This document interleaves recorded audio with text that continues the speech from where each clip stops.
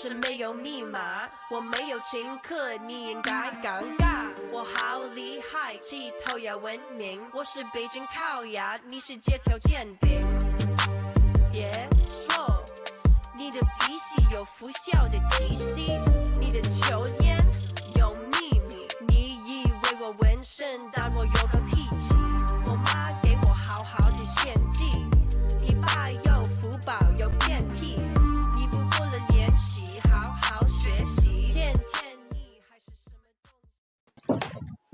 Hello, everyone, and welcome to the Philadelphia Asian American Film Festival live stream. My name is Kelly Conrad. I am a screener and programmer for the festival, and I will be moderating tonight's Q&A with the filmmakers of the shorts program, Rethinking History. We will be accepting audience questions, so if you have questions, we would love to hear them. Please just go ahead and drop them into the comment section. Meanwhile, let's go around and have everyone introduce themselves and their film, please. Hi, my name is Katya Klaiberklo. I am the director, writer, editor of Longing for Hawaii. Hi, my name is Lydia Khan. I'm a director, writer, and editor of Markov Cha, Korean Carrot Salad. Awesome. Thank y'all again so much for being here. Let's dive into some questions. So both of these films exemplify the complexities of the AAPI diaspora in very different ways. And why do you feel it is so important to preserve these histories and these experiences? Whoever would like to start can begin.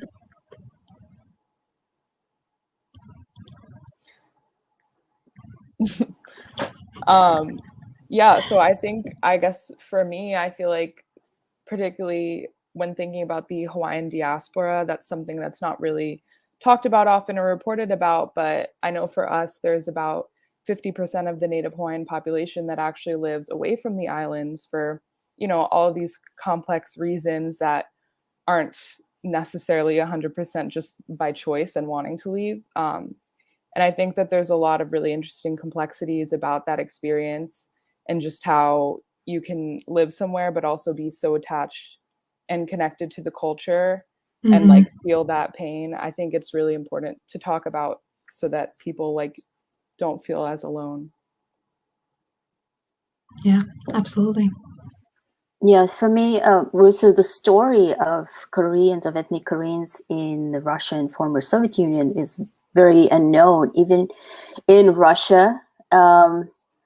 There's something that I'm realizing now living in the United States that something that I realize that if I don't record it, it will probably go away and will never be thought about, talked about. So this is sort of my contribution and a message to future generations. Yeah, there's an element for those of us who are a part of this diaspora, which is a lot of AIPIs, right? There's this element of doing our own research and having to put in the work to feel more connected to our culture and to where we're from. Absolutely. So this is another question for both of you, and both of your films touch on this subject in a lot of wonderful detail. But I just want to just ask you both while you're here. AAPI histories are often viewed through a colonial lens, or as we learn in Longing for Hawaii, just totally erased or attempted to be erased or ignored or forgotten altogether.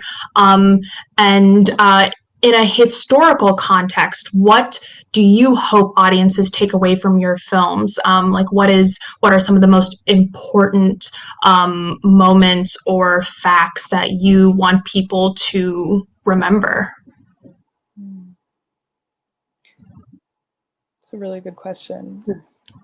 Because there's a lot, right? There's so much, it's so dense, and when these aren't in our history books, it's like we feel again this responsibility to be like there's so much that I want to teach you.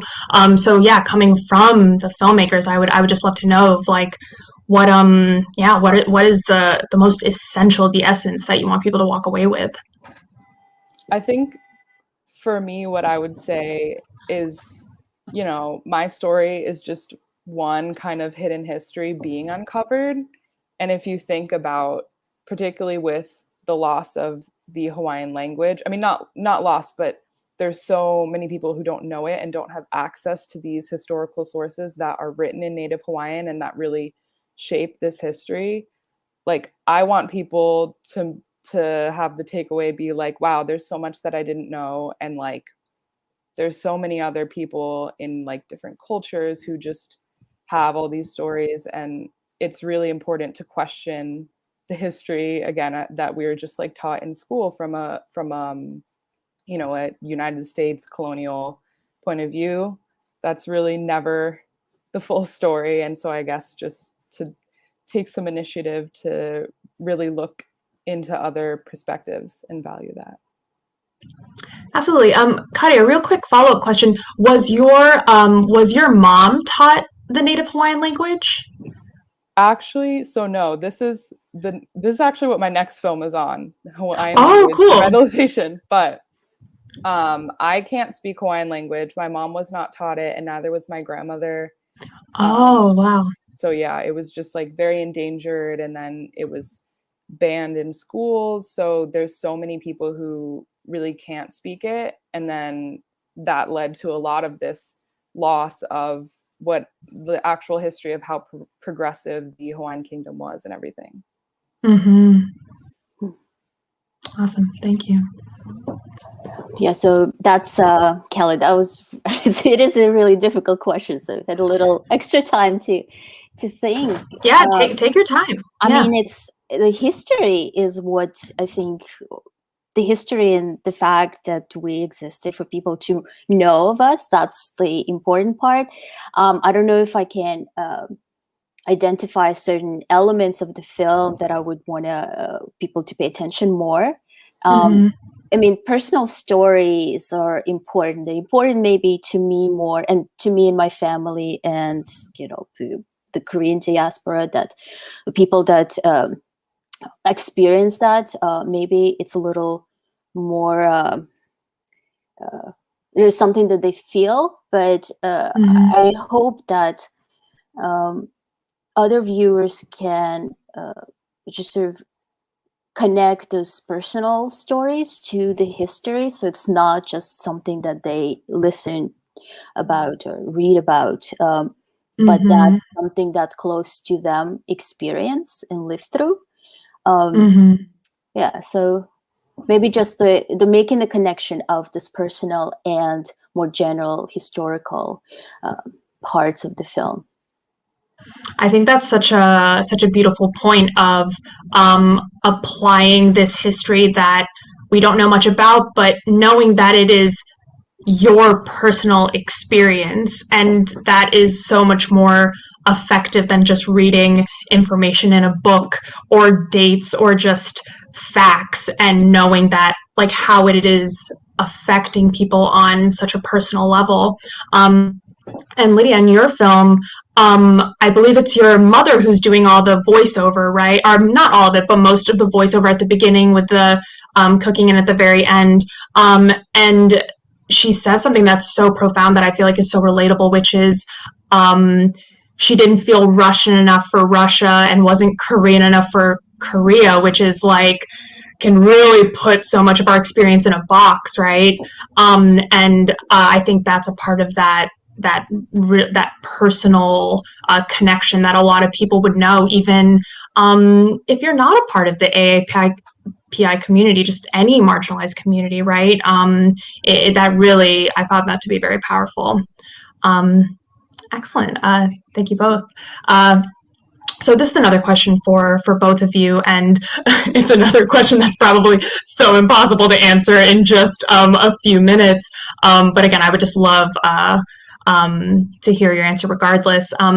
Obviously, both of you have gone through a journey, right? We touched briefly about the fact that this takes work to connect to your culture and to your family and to where you're from. And I'm wondering how this journey for each of you has enriched who you are, your connection with your family, and where you come from, or not. I imagine because it's both of you and I've seen your movies, I know that I think I know what the answer is, but I know that journey could also maybe not always feel so great and be really challenging. But yeah, I would love to, I guess it's kind of a three-part question, but yeah, how this journey has enriched who you are, your connection to your family, and to where you're from. Yeah, so I think like definitely I wouldn't be the same person if I wasn't able to maintain this connection, and I'm glad because, you know, so many people of the diaspora like have difficulty doing that. I'm so lucky to be able to go visit and know my family and everything. And I think, yeah, to speak to like the difficulties, I definitely relate to the quote of like, you know, different places for me, but the sentiment of like not fitting in fully in either place. But I think for me, I feel like actually making this film kind of helped me along that journey, because I feel like doing the research and finding out all of these things about how, you know, it's not necessarily my fault for not knowing everything about my culture and my history. Like that was a purposeful thing, like our nation, sovereignty, and language, history was all taken from us.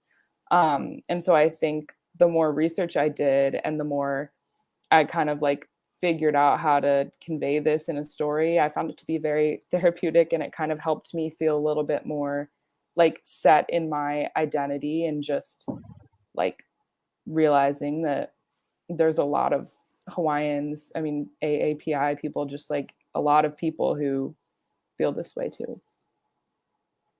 Yeah.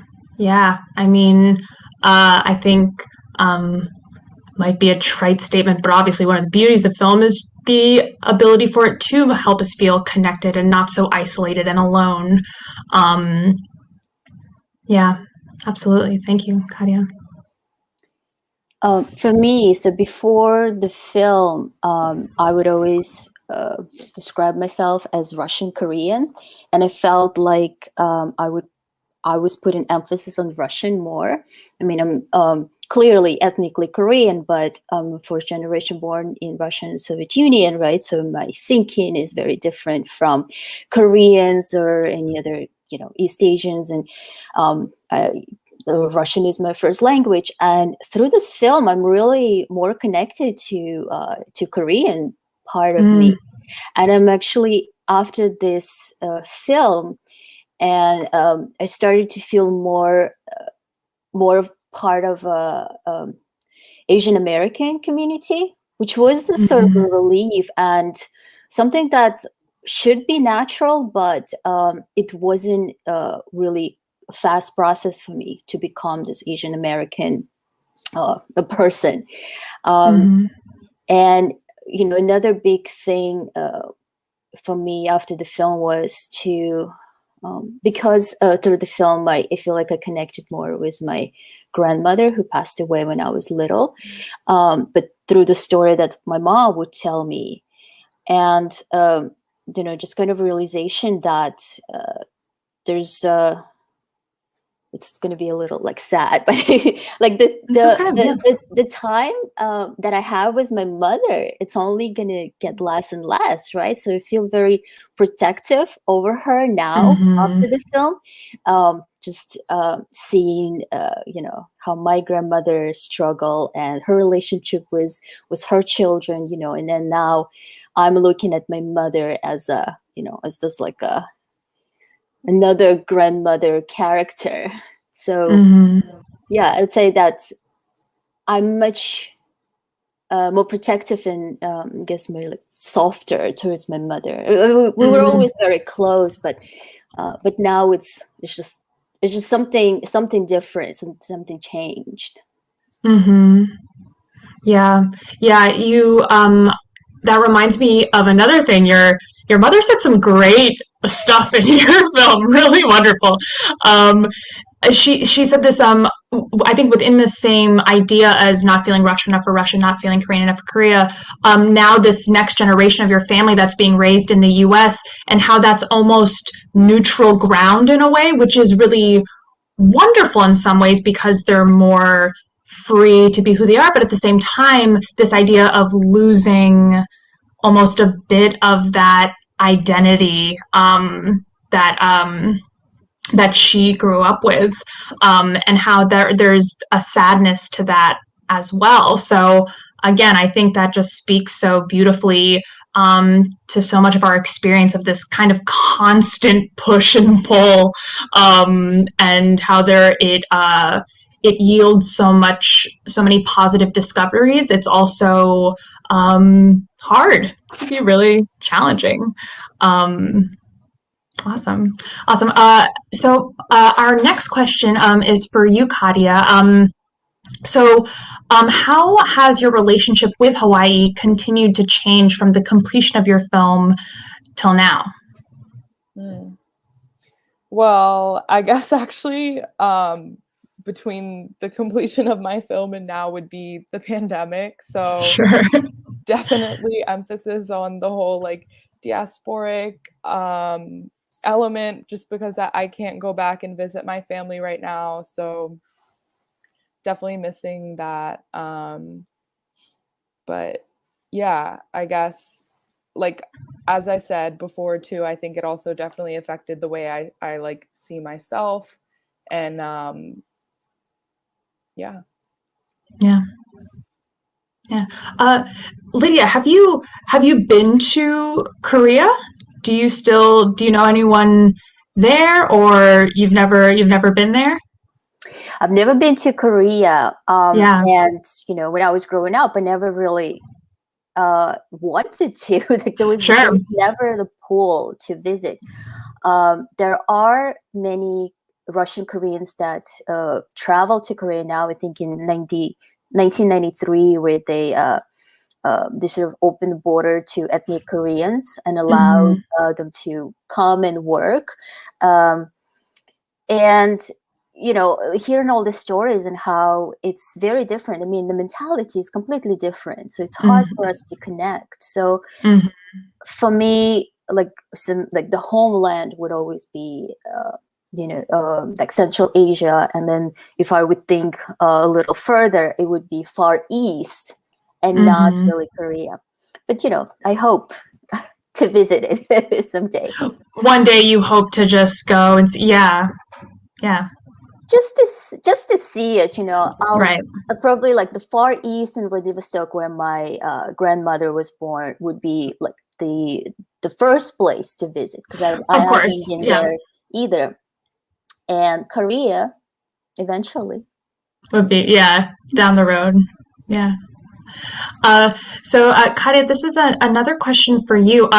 Have you, because you made some extreme discoveries about your family that you share with us in this film, and we're curious, have you discovered any other information as far as I think it's your great grandfather or your great grandfather or any other family members? So I guess not really more than that, because that story was definitely crazy. But we did find out that our genealogy, so if like William Punohu is like here, okay, I'm down here, William Punohu's here, and then all the way up, like farther up, we have an ancestor named Kayakea, who was one of like the old King Kamehameha's like orators. And I think that would have been William Puno-Huwait's grandfather. So Oh, wow. that is super interesting. And I'm trying to learn the Hawaiian language myself so that I can like access more of the like primary sources and kind of like research more myself and everything and try to find stuff out. So that was actually going to be a follow-up question just based on what you said, which is what do you obviously you have family and you have photographs and you have your family as a resource, but what other resources are you using? Because I feel like when we're talking about these histories that are unfortunately they're considered specific. They shouldn't be, but they are given the general context of our histories. It's so hard to just do research. So yeah, I guess this is a question for both of you actually. Kadi, where did you do a lot of your research that wasn't your family? Yeah, that is a great question because as you said, it is so hard, and like, you really can't trust just like everything you read because there's so many conflicting stories, like especially they say like history is written from like the victor's viewpoint. That's absolutely true when you're thinking about Hawaiian history. So I guess outside of my family, we're kind of like in contact with Ron Williams, the historian who wrote about William Puno-Huwait. Right. Mm-hmm. He's like so gracious and helpful, and like I just was on Zoom with him the other day actually, asking him for some stuff about my new film. But yeah, he works really closely with, because he is fluent in Hawaiian, he works really closely with Hawaiian newspaper sources and stuff like that. And even a lot of the research, like factually about the Hawaiian Kingdom that I included in the film, that came from a presentation that this historian Ron Williams had given on my ancestor William Puno-Huwait, because he did this whole presentation on specifically my ancestor, but then also just all of those facts about how progressive the Hawaiian Kingdom is. And I like those blew my mind when he said that, because it like I didn't know that. I mean, the fact that King Kalakaua like traveled the globe and like we were just like one of the most progressive nations on earth at the time, like I had no clue about that. So yeah, and then I did like dig deep into the internet archives of history, but I tried to like take everything with a grain of salt and like really be wary of which sources to trust. Right. Awesome. Lydia, what about you? Where did you, because I know you had access to some really excellent archival footage and photographs, and then obviously your family as well. So yeah, what other resources did you use? Yeah, I mean, it's all started with family and talking to family and hearing the stories, but there's a lot of information missing because my grandmother generation that was directly affected by the events didn't like to talk about it, and it was actually dangerous to do. And then my parents' generation never really asked because there was no sort of need to learn, and so there was so again, the Googling was like the second step after the telling stories. And the many resources, there was one historian that was mentioned, is a Russian Korean. He lives in Kazakhstan. He was generous to like meet with me and talk to me. His name is German Kim. He's he wrote books and documented a lot of history, a lot of stories and historical events that are sort of hidden and almost lost. So he was one of the people. And then I was also very lucky that my family actually kept the archive of the photographs. So a lot of these photographs were from family archive. Wow. And then some other photographs were actually by an American woman who lived in Far East and photographed. She was an amateur photographer and photographed just the life there. and mainly focusing on like her life and her friends, but there were there's like a people on the background that was Koreans that sometimes would appear in her photographs. Yeah. Wow, it's really amazing that you both had like an academic human to discuss all of these things with. I feel like that's what a treasure. Awesome. So have a couple more questions. So Katia, this one is for you. How do you and your family carry the spirit of your ancestors, your great-great-great-grandfather, with you today? And what do you wish you could tell him today if you could? Wow, that's a really great question. Oh my gosh.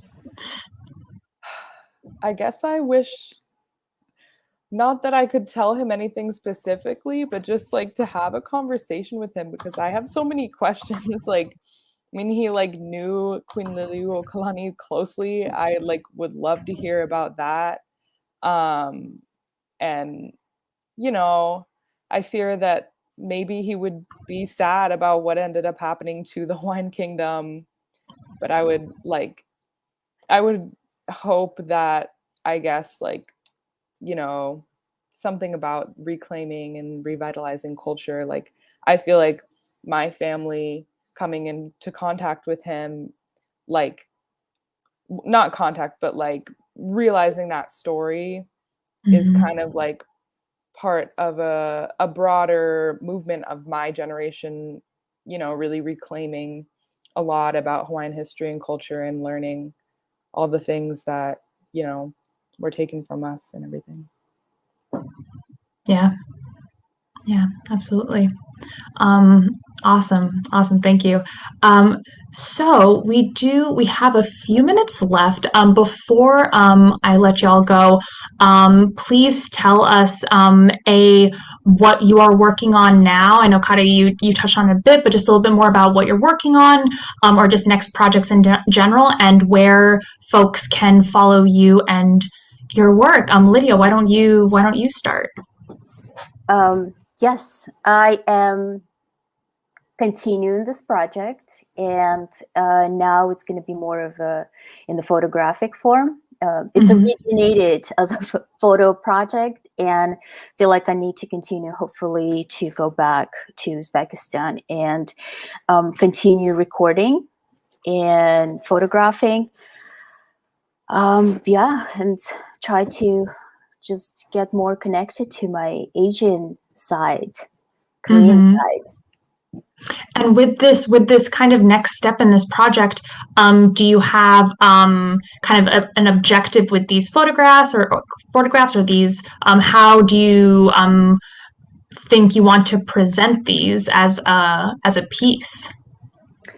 It's like a message to my future children. Oh, yes. Wow! That's gorgeous. Yeah. Oh, that's cool. So there will be photographic and moving images, interviews, and everything that I could create. Wow, that's really exciting. And where can people follow you and your work?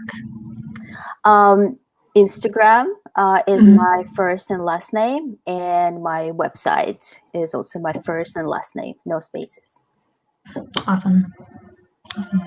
And Katia, what about you?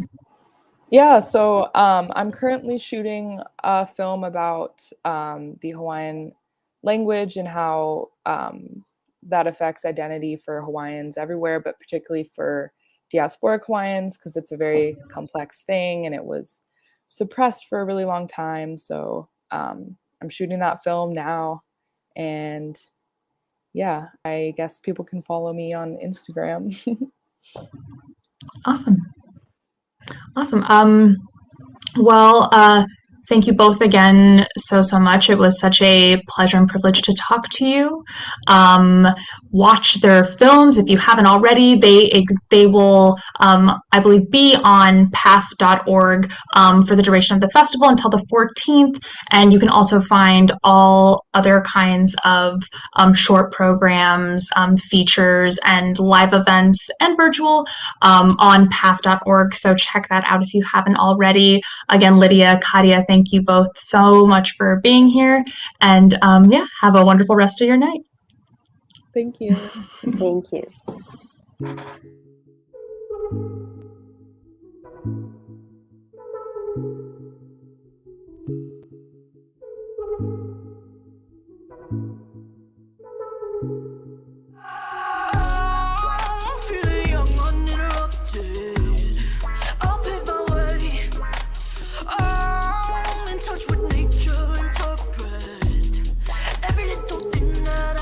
Feeling